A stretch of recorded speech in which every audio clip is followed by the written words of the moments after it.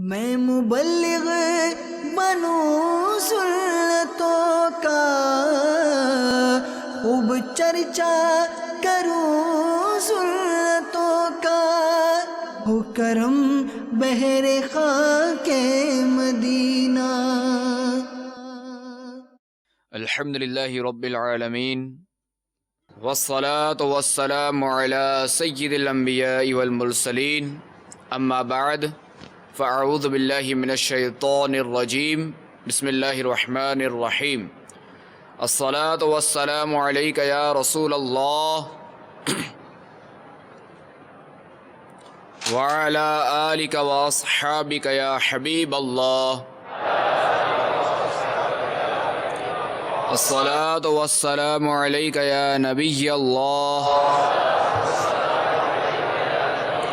وعلی آلک واصحابک یا نور اللہ۔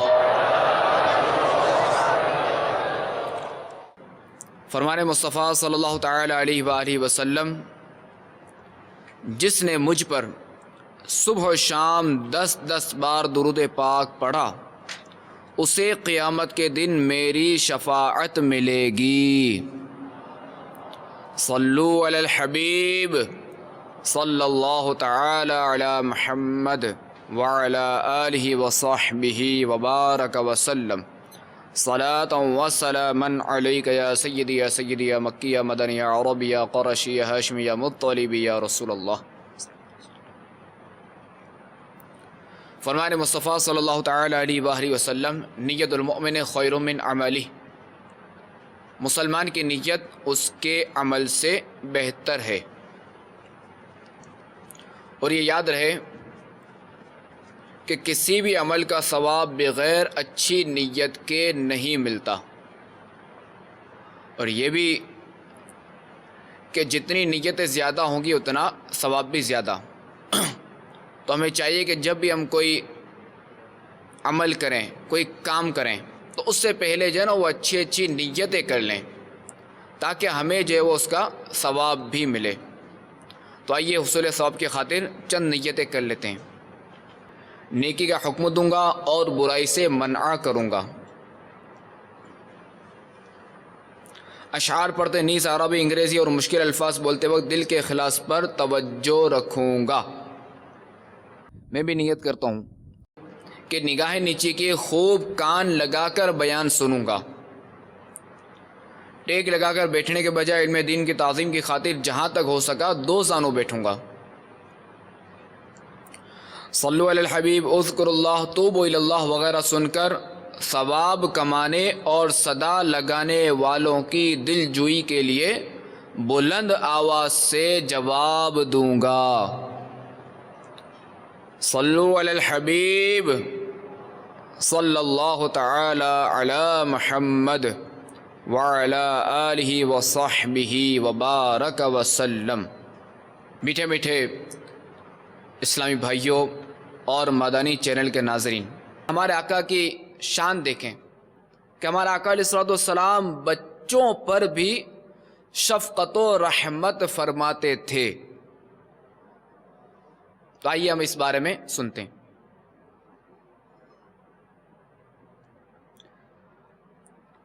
ہمارے آقا علیہ الصلوۃ والسلام کی بارگاہ میں بچے لائے جاتے تھے، مدنی منع اور منیاں لائی جاتی تھیں، دعا کے لیے لائے جاتے تھے اور تحنیک کے لیے۔ تحنیک یعنی کوئی چیز مثلا کھجور وغیرہ چبا کر بچے کے تالوں میں لگا دینا، اسے تحنیک کہتے ہیں۔ تو صحابہ کرام علیہم رضوان اپنے بچوں کو بارگاہ رسالت میں تحنیک کے لیے لاتے، تاکہ سب سے پہلے ہمارے آقا علیہ الصلوۃ والسلام کا لعاب مبارک ان کے شکم میں پہنچے۔ اور وہ بچے بھی کیا خوش نصیب تھے، قربان جاؤں ان بچوں پر کہ جن کے شکم میں سب سے پہلے ہمارے آقا علیہ الصلوۃ والسلام کا لعاب دہن پہنچا۔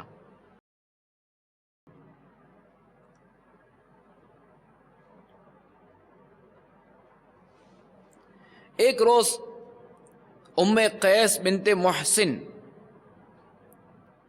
اپنے شیرخوار بچے کو خدمت اقدس میں لائیں۔ آپ علیہ السلام نے اس بچے کو اپنی گود مبارک میں بٹھا لیا۔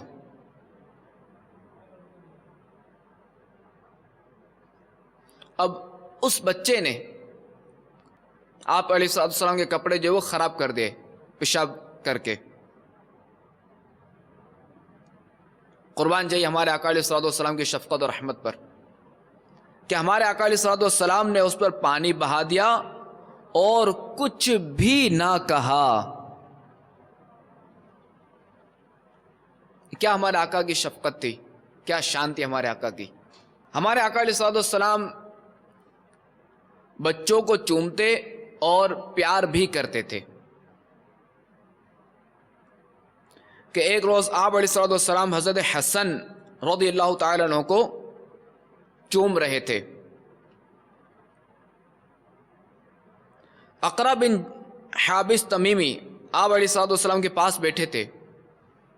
انہوں نے جب یہ منظر دیکھا تو کہنے لگے کہ میرے 10 لڑکے ہیں، میں نے ان میں سے کسی کو بھی نہیں چوما۔ تو ہمارے آقا علیہ السلام نے فرمایا کہ جو رحم نہیں کرتا اس پر رحم نہیں کیا جاتا۔ کیا فرمایا؟ کہ جو رحم نہیں کرتا اس پر رحم نہیں کیا جاتا۔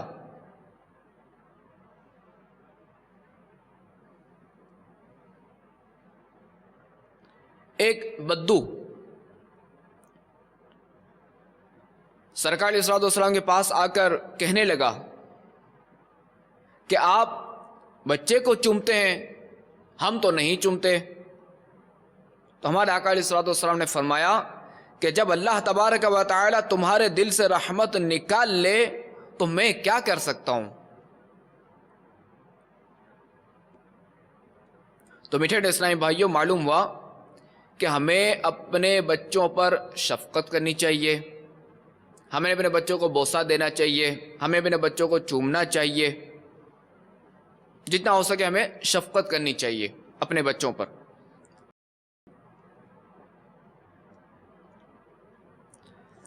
حضرت جابر بن سمورہ بیان کرتے ہیں کہ میں نے رسول اللہ صلی اللہ تعالی علیہ وآلہ وسلم کے پیچھے نماز ظہر پڑھی۔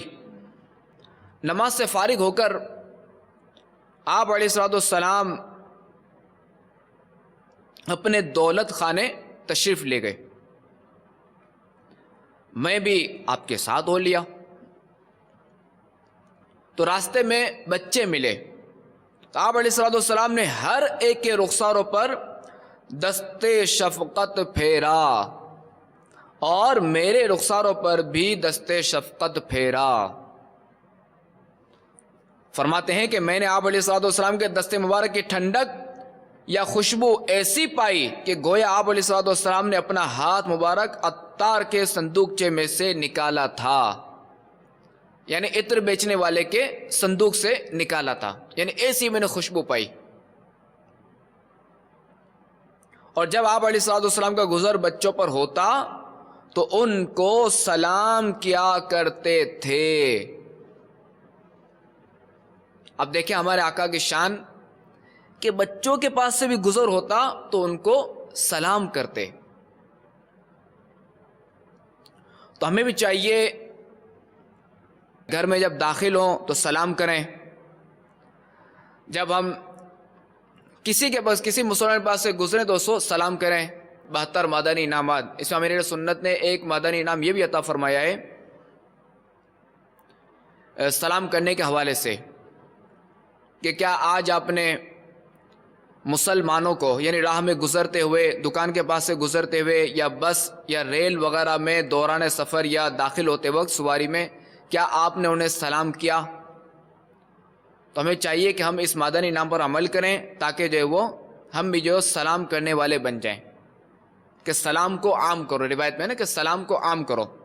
حضرت عبداللہ بن جعفر بن ابی طالب رضی اللہ تعالیٰ عنہ کا بیان ہے کہ جب رسول اللہ صلی اللہ تعالی علیہ وآلہ وسلم کسی سفر سے تشریف لاتے تو آپ صلی اللہ تعالی علیہ وآلہ وسلم کے اہل بیت کے بچے خدمت شریف میں لائے جاتے.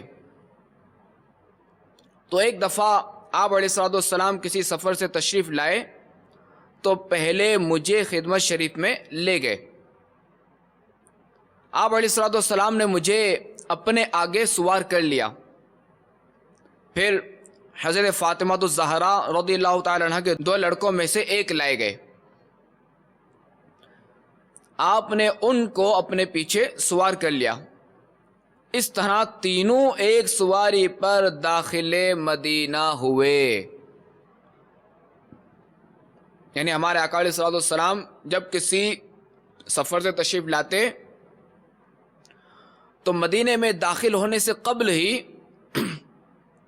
جو ہے وہ اہل بیت میں سے کسی بچے کو بلایا جاتا اور پھر جو ہے وہ یوں آپ علیہ الصلوۃ والسلام مدینہ منورہ میں داخل ہوتے.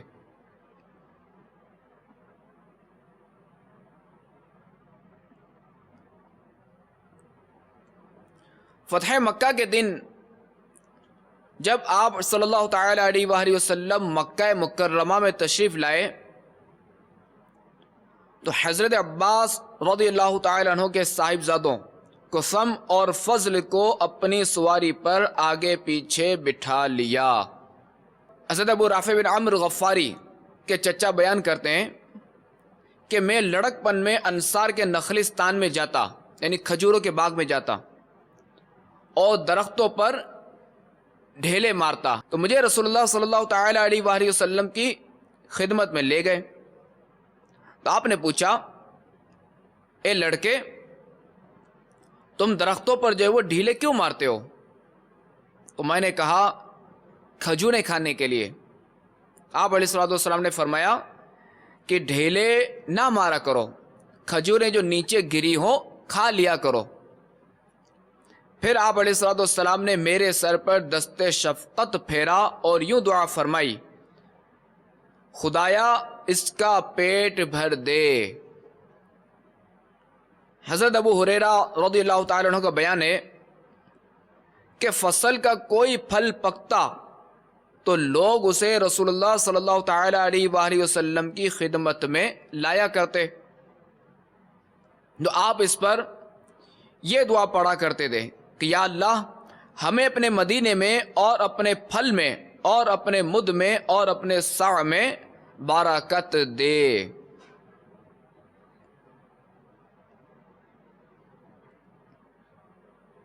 اچھا، مد اور سع جو نا یہ دونوں جو نا پیمانے ہیں. یہ اس دعا کے بعد جو ہے وہ جو بچے حاضر خدمت ہوا کرتے ان میں سے سب سے چھوٹے کو وہ پھل عنایت فرماتے. تو میٹھے اسلامی بھائیوں اور مدنی چینل کے ناظرین، ہمیں بھی چاہیے کہ جب بھی کوئی نیا پھل آئے، یعنی موسم کا کوئی بھی نیا پھل آئے، تو ہم جو ہے وہ سب سے پہلے بچوں میں جو سب سے چھوٹا ہو نا اسے وہ پھل دیں.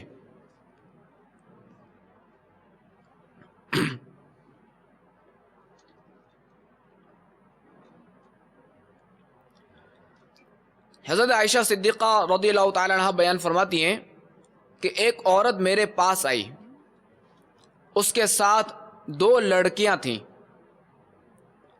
اس نے مجھ سے کچھ مانگا تو اس وقت میرے پاس صرف ایک ہی کھجور تھی تو میں نے جو ہے وہ وہی کھجور اسے دے دی. اس نے دونوں لڑکیوں میں وہ کھجور تقسیم کر دی اور چلی گئی. جب رسول اللہ صلی اللہ تعالی علیہ وآلہ وسلم گھر تشریف لائے تو میں نے یہ قصہ عرض کر دیا. تو آپ علیہ الصلوۃ والسلام نے فرمایا کہ جس شخص کے ہاں لڑکیاں ہوں اور وہ ان کی پرورش اچھی طرح کرے تو وہ آتش دوزخ اور اس کے درمیان حائل ہو جائیں گی. ام خالد بنت خالد بن سعید بن عاص قریشیہ امویہ کے والدین ہجرت کر کے حبشہ چلے گئے تھے اور یہ جو ہے وہ وہیں پیدا ہوئیں اور لڑک پن میں وہاں سے مدینہ منورہ آ گئیں. اور حضرت زبیر بن عوام رضی اللہ تعالیٰ عنہ کے ساتھ بیاہی گئی تھی، جن سے ایک لڑکا پیدا ہوا، ان کا نام رکھا گیا خالد.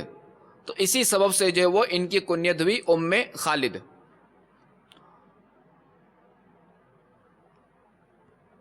تو ان کا بیان ہے کہ ایک روز میں اپنے والد کے ساتھ سرکار علیہ الصلوۃ والسلام کی خدمت میں حاضر ہوئی. زرد رنگ کا کرتا میرے بدن پر تھا. تو آپ علیہ الصلوۃ والسلام نے دیکھ کر فرمایا سانح سانح، یعنی اچھا، اور حبشی زبان میں جو ہے وہ حسنا کو کہتے ہیں سانح. تو میں جو ہے وہ خاتم نبوت سے کھیلنے لگی. ہمارے آقا علیہ الصلوۃ والسلام کی جو وہ انگوٹھی جس سے جو ہے نا آپ علیہ الصلوۃ والسلام مہر لگاتے تھے، اس انگوٹھی سے میں کھیلنے لگی. تو میرے باپ نے مجھے جھڑک دیا. تو رسول اللہ صلی اللہ تعالی علیہ وآلہ وسلم نے فرمایا کھیلنے دو. پھر 3 بار فرمایا کہ تو اس کو پہن کر پرانا کر، تم اسے پہن کر پرانا کر دو، تم اسے پہن کر پرانا کر دو. ام خالد ہی بیان کرتی کہ ایک دفعہ ہمارے آقا علیہ الصلوۃ والسلام کے پاس کپڑے آئے. ان میں ایک سیاہ چادر تھی جس میں دونوں طرف آنچل تھے، آنچل یا آنچل. تو آپ علیہ الصلوۃ والسلام نے حاضرین سے پوچھا کہ یہ چادر کس کو اڑاؤں؟ تو کسی نے جواب نہ دیا. تو آپ نے فرمایا ام خالد کو لاؤ. مجھے لے گئے تو رسول اللہ صلی اللہ تعالی علیہ وآلہ وسلم نے اپنے دستے مبارک سے وہ چادر مجھے اوڑھائی اور 2 دفعہ فرمایا تو اسے پہن کر پرانی کر دے. اچھا، ہمارے آقا علیہ الصلوۃ والسلام جو وہ چادر کی بوٹیاں دیکھ رہے تھے اور ہاتھ مبارک سے میری طرف اشارہ کر کے فرماتے تھے ام خالد یہ ثنا ہے، ام خالد یہ ثنا ہے. اچھا، مزید دیکھیے کہ غزوات میں بھی ہمارے آقا علیہ الصلوۃ والسلام کی ہدایت تھی کہ بچوں، عورتوں اور بوڑھوں کو قتل نہ کرنا. یعنی غزوات یعنی جنگ میں بھی جو ہے نا ہمارے آقا علیہ الصلوۃ والسلام یہ ہدایت فرماتے تھے کہ بچوں کو قتل نہیں کرنا، عورتوں کو قتل نہیں کرنا اور بوڑھوں کو بھی قتل نہیں کرنا. اور ہمارے آقا علیہ الصلوۃ والسلام کا وجود باوجود لڑکیوں کے لیے خصوصیت سے رحمت تھا. کیا آپ نے سب نے سنا ہی ہوگا کہ زمانہ جاہلیت میں بعض عرب افلاس کے ڈر سے لڑکیوں کو زندہ درگور کر دیتے تھے، یعنی زندہ دفن کر دیتے تھے. یہ آپ نے سنا ہی ہوگا اور بے شمار اس کے واقعات ملتے بھی ہیں. چنانچہ ایک شخص نے ہمارے آقا علیہ الصلوۃ والسلام کی خدمت میں حاضر ہو کر عرض کی ہم اہل جاہلیت و بت پرست تھے اور اپنی اولاد کو مار ڈالتے تھے. میرے ہاں ایک لڑکی تھی، میں نے اسے بلایا، وہ خوشی خوشی میرے پیچھے ہو لی. جب میں نزدیکی اپنے اہل کے کنویں پر پہنچا تو میں نے اس کا ہاتھ پکڑ کر کنویں میں گرا دیا اور وہ ابا ابا کہتی تھی. یہ سن کر ہمارے آقا علیہ الصلوۃ والسلام کی آنکھوں سے آنسو ٹپک پڑے اور آپ علیہ الصلوۃ والسلام نے فرمایا کہ یہ قصہ مجھے پھر سناؤ. اس شخص نے دہرایا تو آپ علیہ الصلوۃ والسلام اتنا روئے کہ آنسوؤں سے داڑھی مبارک تر ہو گئی. تو میٹھے اسلامی بھائیوں، سنا آپ نے کہ ہمارے آقا علیہ الصلوۃ والسلام بچوں پر کتنی شفقت فرماتے تھے اور کتنی رحمت فرماتے تھے. آئیے امیر اہل سنت کا یہ رسالہ ہے زندہ بیٹی کنویں میں پھینک دی. ایک شخص نے عرض کی یا رسول اللہ صلی اللہ علیہ وسلم میں جب سے مسلمان ہوا ہوں مجھے اسلام کی حلاوت یعنی مٹھاس نصیب نہیں ہوئی۔ زمانہ جاہلیت میں میری ایک بیٹی تھی، میں نے اپنی بیوی کو حکم دیا کہ اسے عمدہ لباس وغیرہ سے آراستہ کرے، پھر میں اسے ساتھ لے کر گھر سے چلا۔ ایک گہرے گڑھے کے پاس پہنچ کر اسے اندر پھینکنے لگا تو اس نے بے قراری کے ساتھ روتے ہوئے کہا، یا اباتی قتلتنی، یعنی ابو کیا آپ مجھے قتل کرنے لگے ہیں؟ مگر میں نے اس کے رونے دھونے چیخنے چلانے کی پرواہ کیے بغیر اسے اس گہرے گڑھے میں پھینک دیا۔ یا رسول اللہ صلی اللہ علیہ وسلم، جب اپنی بیٹی کا یہ جملہ ابو کیا آپ مجھے قتل کرنے لگے ہیں یاد آتا ہے تو میں بے چین ہو جاتا ہوں، پھر مجھے کسی چیز میں لطف نہیں آتا۔ حضور تاجدار رسالت صلی اللہ تعالی علیہ وآلہ وسلم نے ارشاد فرمایا، اسلام زمانہ جاہلیت میں ہونے والے گناہوں کو مٹا دیتا ہے، جبکہ اسلام کی حالت میں یعنی مسلمان سے سرزد ہونے والے گناہوں کو استغفار مٹاتا ہے۔ یعنی زمانہ جاہلیت میں جو گناہ ہوئے، اسلام جو ہے وہ اسلام لانے سے جو نا وہ گناہ مٹ جاتے ہیں، اور بحالت اسلام یعنی مسلمان سے اگر کوئی گناہ سرزد ہو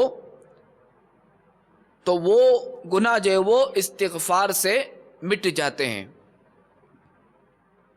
اور استغفار کا معنی ہے مغفرت کی دعا کرنا، اور دعائے مغفرت صغیرہ و کبیرہ دونوں قسم کے گناہوں کے لیے کی جاتی ہے، لہذا اللہ تبارک و تعالی چاہے تو اپنی رحمت سے یہ دعا قبول فرما کر چھوٹے بڑے سب گناہ معاف فرما دے۔ البتہ عام اعمال کے متعلق محدثین کرام و علماء عظام رحمہم اللہ السلام نے اس مسئلے کی صراحت فرمائی ہے کہ کبیرہ گناہ یعنی بڑے گناہ جو ہے وہ صرف توبہ سے معاف ہوتے ہیں، اور دیگر اعمال میں جہاں گناہوں کی معافی کی بشارت ہو وہاں صرف صغیرہ گناہوں کی معافی مراد ہوتی ہے۔ تو ہمیں چاہیے کہ چونکہ وقت تقاضۂ بشریت انسان سے گناہ سرزد ہو ہی جاتے ہیں، اللہ تبارک و تعالی ہمیں صغیرہ کبیرہ گناہوں سے محفوظ رکھے، تو جب بھی گناہ سرزد ہو جائے تو فوراً توبہ کر لینی چاہیے کہ ہمارے رب عز و جل کی رحمت بہت بڑی ہے۔ اور یہ بھی یاد رہے کہ توبہ کی جو نا وہ ایک صورت یہ بھی ہے، توبہ یعنی اسی وقت کامل ہوگی کہ جب ایک تو یہ کہ زبان سے استغفار، دوسرا یہ کہ ندامت، اور تیسرا یہ کہ آئندہ اس گناہ کرنے کا ارادہ نہ ہو، یعنی آئندہ اس گناہ سے بچنا ہے تو تبھی یہ توبہ ہوگی۔ اور بعض صورتوں میں تلافی بھی ہوتی ہے کہ جیسے کسی کا حق دبا لیا، کسی کا مال غصب کر لیا، کسی کے پیسے لے لیے، کسی کا قرض دبا لیا، تو اس میں جو ہے اس کی تلافی بھی کرنی پڑے گی۔ اسی طرح اگر حق العبد اگر تلف ہوا تو اس میں جو ہے وہ اگلے سے جو ہے وہ معافی بھی مانگنی پڑے گی، یعنی یہ تینوں تو چیزیں ہیں توبہ کی، ساتھ میں جو ہے وہ اس سے معافی بھی مانگنی پڑے گی، تو اب جو ہے نا یہ توبہ اس کی توبہ جو ہے وہ مکمل ہوگی، یعنی توبہ پوری ہوگی۔ اللہ تبارک و تعالی سے دعا ہے کہ ہمیں مدنی ماحول میں استقامت عطا فرمائے، اور اگر ہم سے کوئی گناہ سرزد ہو جائے تو ہمیں جو وہ فوری توبہ کی توفیق بھی عطا فرمائے۔ آمین بجاہ نبی الامین صلی اللہ تعالی علیہ وآلہ وسلم۔ میں مبلغ بنوں سنتوں کا، خوب چرچا کروں سنتوں کا، ہو کرم بہر خاک مدینہ۔